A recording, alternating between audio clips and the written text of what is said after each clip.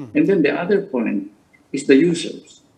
You know, there was a golden opportunity that happened during the early days of this so-called drug war. I'm not saying that it's the good approach. It was a horrible approach that you start killing people in the communities. The thing is that some communities did not complain because there was a reduction of crime in those areas. But the other thing that resulted in that campaign when there were killings everywhere is that literally hundreds of thousands of our people, users of drugs, big users, small users, they all surfaced. They all go to our police, they surface, report it to government, and say, here we are. We will no longer use drugs. We want to be cured. We want to be rehabilitated. And yet, what did we do? What did we do with the thousands and thousands of our countrymen who, because probably of fear, surfaced? That is a phenomenon that may not be repeated again. That is probably the kind of opportunity that we could have addressed really the drug problem. But what did we do to those people who surrendered? Yeah. Some of them pinatay pa rin. And then we started building structures for rehabilitation purposes, buildings. We never really knew what happened to these buildings na pinaganito. Yung programa natin sa rehabilitation, wala naman tayong masyadong nadidinig kung ano talagang nangyari. I don't know. I will try. I will not be killing people. That's a no-no. But I wish we can convince our drug users to surface again so that we can help them. So we squander that opportunity, but well, that's monumental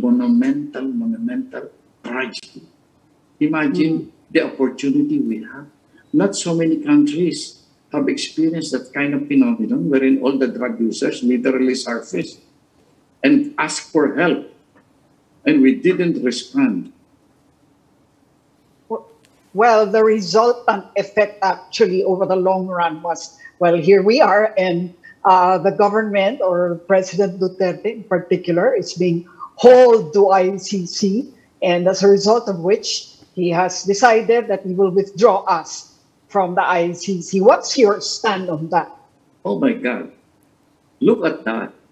You know, what a shame. Imagine crime against humanity. You know, the implication of that case is not only that something inhuman has happened in our country, it is also a condemnation of our justice system. That particular court don't enter a country where they think the justice system is working. If they intervene in our country, it simply means that they do not trust our justice system. And that is very shameful in the world, to the world. Grabe talaga nangyari sa atin. So you do agree that there's a basis for the ICC? Oh, yes. Yes. This is something that we must do. If I will be there, you know, we have to redeem the trust of the world to us. We will allow the ICC to conduct its business, but we must do a parallel in our country. We have to do something also about it. Fundamental. If we want the respect of the world, other nations, there are things we have to do ourselves. As we repair our justice system, we have to show that maybe a dramatic case such as this, we should try to handle as well. We will not prevent the international government from doing their job. We will help them. But perhaps we will cooperate with them in the same manner that we will ask their cooperation, that we can handle cases like this ourselves also. Pero babalik po tayo sa ICC. Payag kayo doon if you become president. ibabalik niyo Pilipinas sa ICC and the Rome Statute? Of course, we should. We went through long debates before we entered the ICC during our time. It was during our time that we entered the ICC. There were objections from other countries telling us not to join. And perhaps you can guess one or two countries trying to discourage us from joining. But we did. We joined the ICC. And what a mess that we withdraw, not because we have some fundamental objections to it.